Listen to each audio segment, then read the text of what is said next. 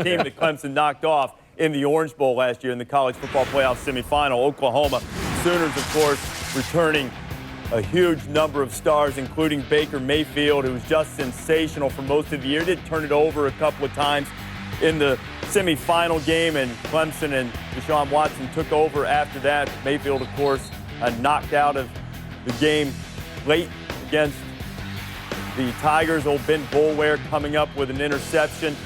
And Clemson went on to win the game 37-17, a game that Oklahoma had a 17-16 lead. Now, the question for Oklahoma, at least in recent years, is how do they fare when they're ranked highly in the preseason? They haven't been able to meet preseason top 5 expectations. What do you think from this Sooner team? Well, I think what helps them in this regard is they're playing Houston, a team that they respect right out of the gate, and then Ohio State 2 weeks later. So I think that there was a lot of incentive for them throughout spring football and throughout camp to really get focused early because of who they're going to be playing.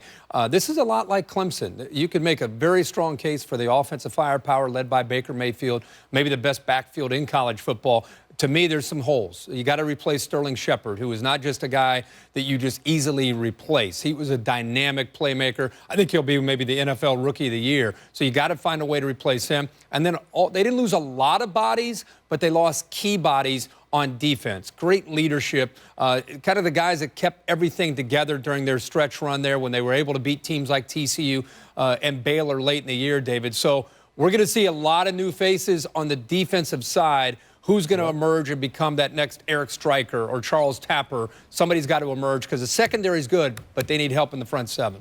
You know, Kirk, I think the quarterback position, I think Baker Mayfield is going to play a big role. My concern for him is because of all the hype coming into the season that he doesn't try to press, doesn't try to do too much. I love his leadership abilities, but I think he's a guy that his teammates, they respect him so much because he has like this moxie about him. He's a guy, when you look at him, it looks like he may hang out with like the defensive lineman or the linebackers. He's just that type of kid. My concern, though, is he's very talented.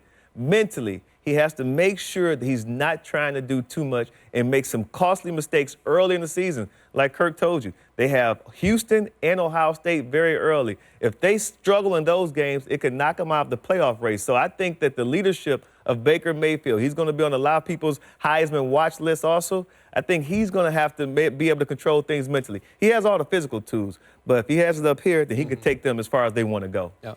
Des, I love it, and I appreciate it that you say you love a quarterback that hangs out with them defensive linemen, brother. I appreciate that. That's a good shout out. And he plays like a defensive lineman. I remember the Oklahoma State game when he was blocking down the field, getting pancakes and stuff. He does have something about him.